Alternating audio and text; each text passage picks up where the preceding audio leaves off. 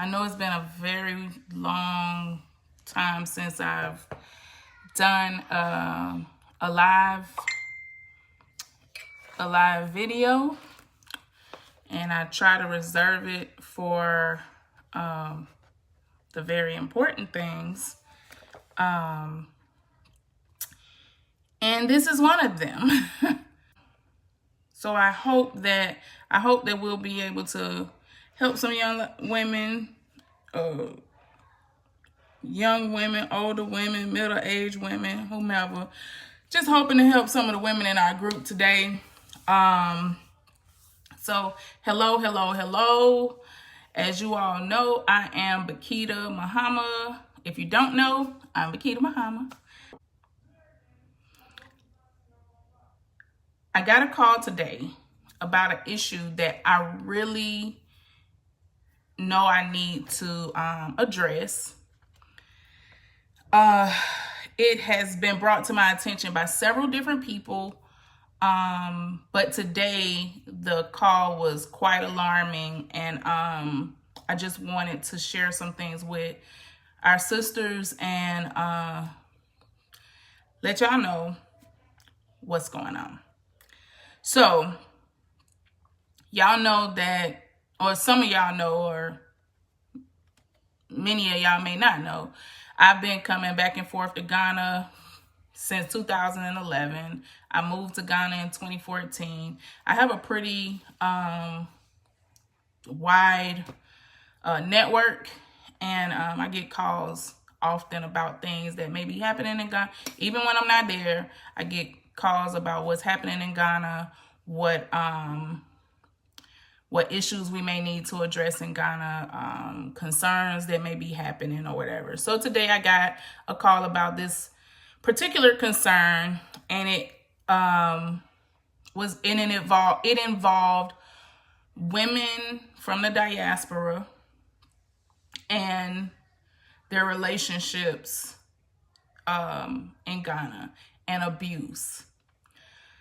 So this is like the third call I've gotten about women being abused, emotionally, financially, and physically.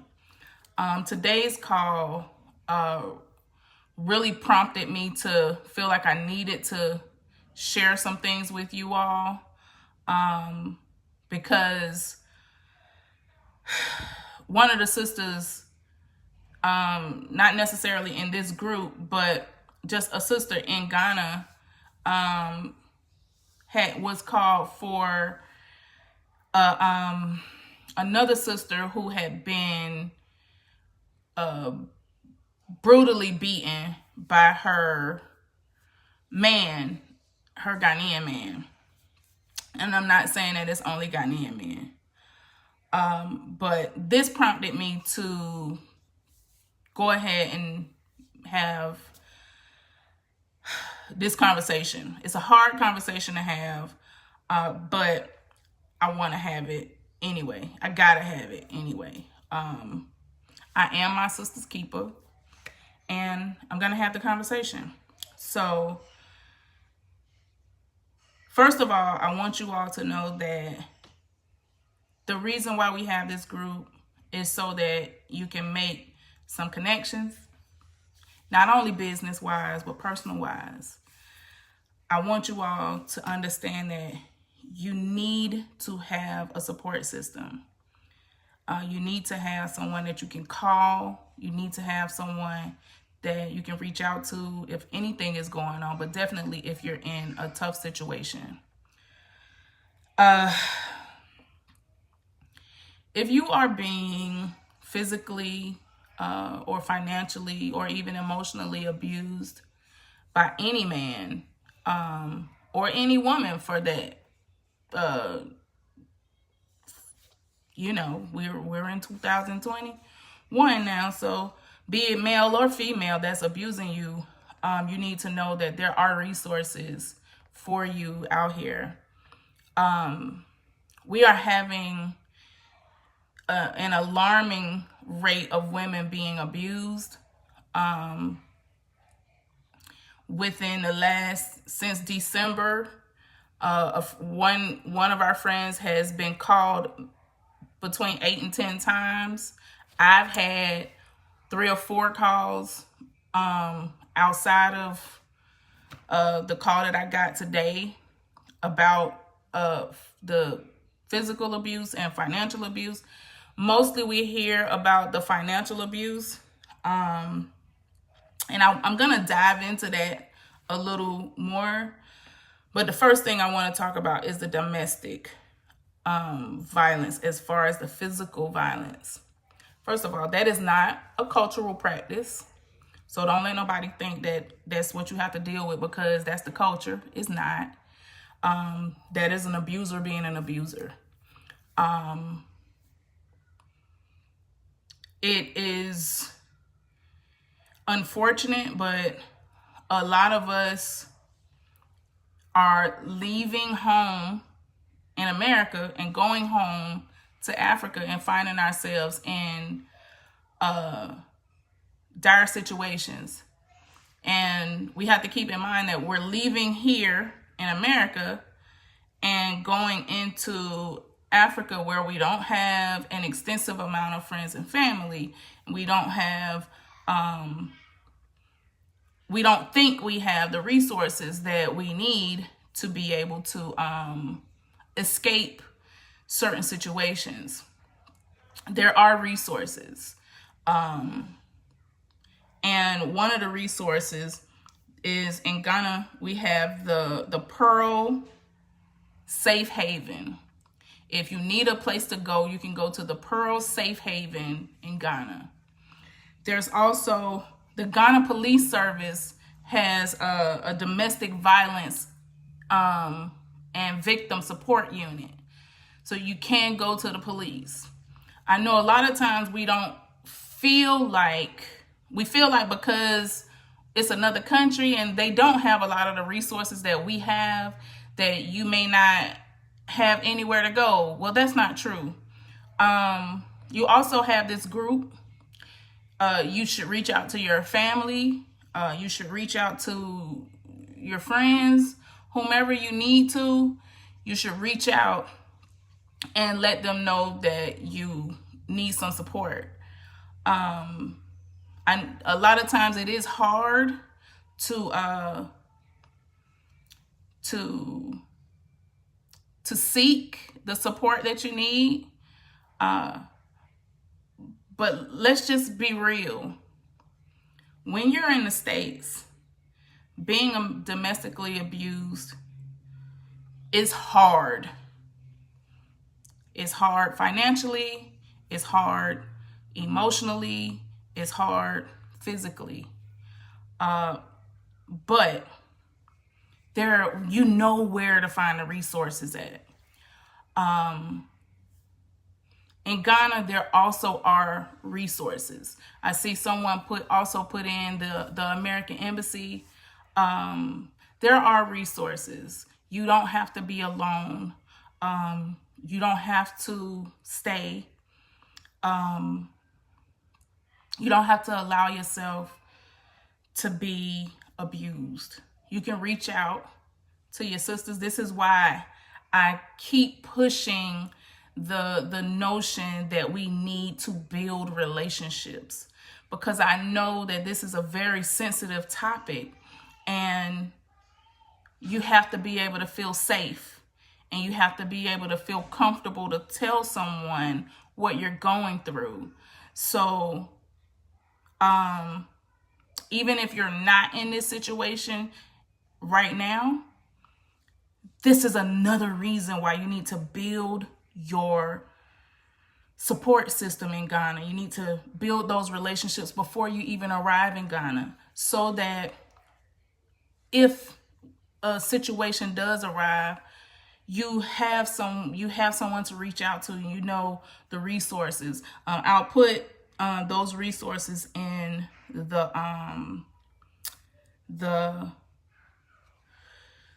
chat once I'm finished. Then we have the financial strongholds and the financial abuse. So what we're finding is that a lot of the women coming from the U.S.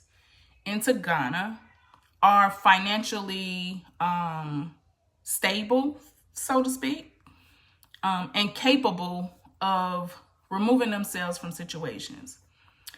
But what is tending to happen, and it's looking like it's becoming quite common, is they're being emotionally manipulated into giving over their financials to these men. So, case in point, I've heard of several sisters giving over their financial, maybe their debit card to their men, and the men basically controlling their money, and giving them like an allowance of their own money. Sisters, we have to keep our wits about us. I know how hard it is when you move, you're starting a relationship, you don't really know much, then you have these men and they do know more than you because it is their country. And it probably is easier to just hand it over to them, and but that's not smart, sisters. It's not wise. It's not wise to give over your whole everything financially to these men. Women are finding themselves in situations where they have to ask these men for their money. They're being told that, you don't know how to manage your money, so I'll manage it for you. You don't know how to do whatever, so I'll do it for you. And I'm sure this begins with some kind of emotional manipulation and mental manipulation. This move is not easy, ladies. I know. And coming into relationships, intercultural relationships, and you moving from your own culture to the cultures with these men, it's not easy. But don't lose yourself in it. Now, this is not only for diaspora women getting into relationships with Ghanaian men. I'm finding that there are many situations where women are coming from the diaspora with men, and those men who may not have been abusive beforehand, they become abusive after the fact. And that may be physical, mental, or financial. So I'm saying this to say, ladies, it is so important that you know that there are resources. We have several ways that you can find help. We have, as I mentioned, if you are in a physically violent situation that you need to get out of, there's the Pearl Safe Haven in Ghana. There's the Domestic Violence and Victim Support Unit in the Ghana Police. And someone mentioned in the comments that the U.S. Embassy is another place that you can reach out to or go to. I know that Zeta Phi Beta was helping to build a domestic violence shelter for women and children, and I crossed somewhere. I'm not sure exactly where it is. I'm waiting for a response from another sister for that information or for more information, I will be adding resources as they come in. I've reached out to several people to send me more resources, and I'm going to add those resources. Now, we all know that it's easy to say you should just leave, and yeah, I'm not going to tell you that. What I am going to tell you is that I know that emotionally being emotional strongholds can be more damning than the financial or the physical, because sometimes you can have the financial ability to leave, but you don't have the emotional readiness to leave. So we also have therapists in our group. We have 3 therapists in our group. I've spoken to 2 of them who are willing to, one is willing to do group sessions if we need to. These therapists they own their own firm, so they're very busy, but they are willing to help in this situation.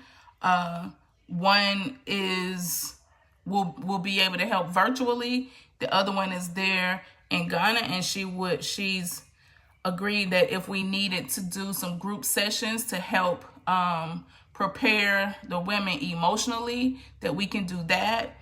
But just know that we're here to help. You don't have to worry about anyone putting your business out there or whatever. These are professionals.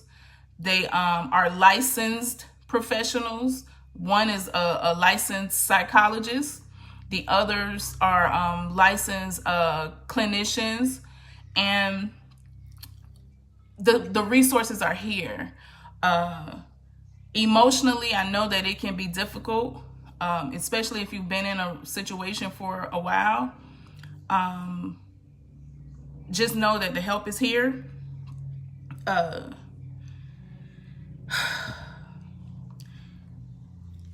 Please just know this is not a cultural norm. I know that we move to Ghana and we think that, oh, this is the culture. It's not a cultural norm. It's not. I've been married to a Ghanaian for 10 years now. It's not a cultural norm. Even for Ghanaian women. Ghanaian women do suffer from domestic violence, physical domestic violence, and financial domestic violence, and emotional domestic violence. And like women here in the U.S., they are in positions where a lot of times financially they can't leave, or it may be physically dangerous for them to leave. Whatever the case may be, sisters, please, I'm begging y'all, please. It's a whole nother level of security concern when you're in another country. We are here. There are several women in this group that I've already talked to that would be willing to help in any way that they can. But you have to be willing. You have to reach out to us. I don't know who all of the women are, but just know that if you need our help, please reach out. Do not stay in a situation without reaching out. At least let us know. One of the sisters called me today, and she had to go to the hospital to check on a sister who had been badly beaten, and she was beaten beyond recognition.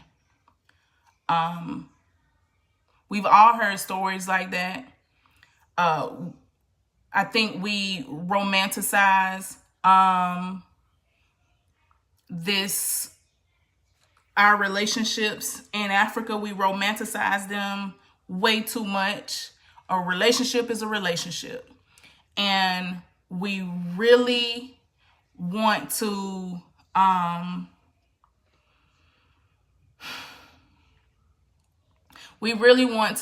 make sure that you all understand that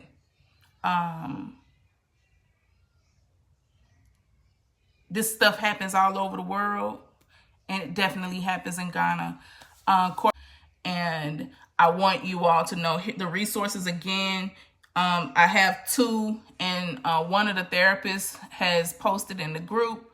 I mean, in the comments here. So if you all would look at the comments, one of the therapists has posted some her contact information there. We have the Pearl Safe Haven in Ghana. You can reach out to them. And the Ghana Police Service has the Domestic Violence Victim Support Unit. Now, and there are, from my understanding, there are other resources in Ghana that are available. As I said, I have reached out to a couple of other people that I know who have resources, and I will be posting them in this in the comment section of this video. So I just wanted to quickly just let all of the women know that, you know, I know that a lot of times we get, we have our religious strongholds, cultural strongholds, and all of these things that keep us from removing ourselves from abusive relationships. But I promise you, you'll be fine. I know a lot of these men are telling women that they can't, basically acting like they can't make it in Ghana without them. It's not true. You can make it in Ghana without these men. You don't need to have no man to be in Ghana. You don't need to have them. You have we got a whole community. So if you reach out, I promise that somebody will help you. If I can't help you personally, I'll find out who can help you. And you don't have to worry about us putting your business out there. I didn't mean little business, but putting your business out there in the streets. Just know that we'll get you the help that you need, period.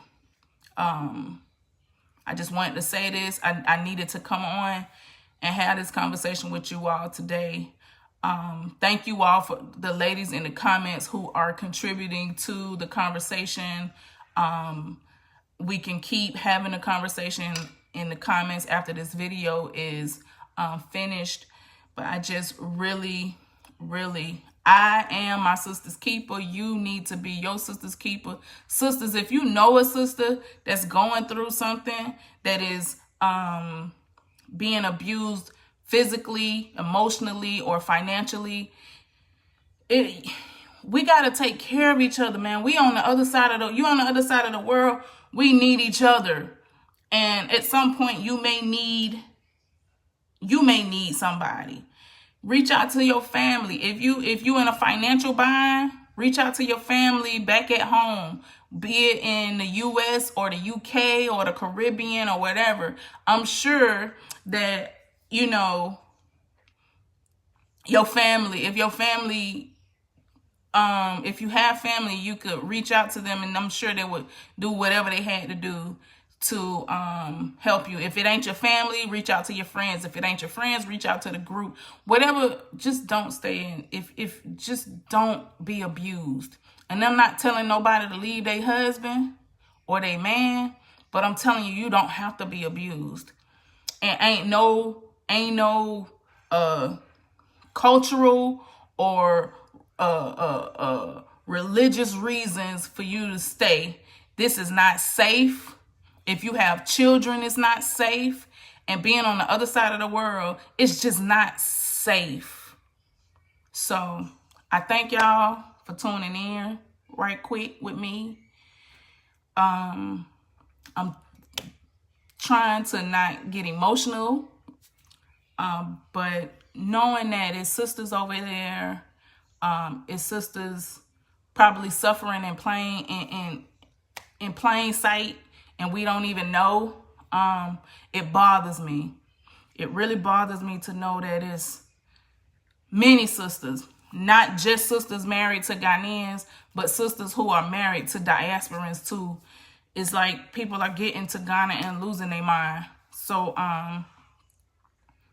reach out. Thank y'all so much. I love y'all. Peace and blessings.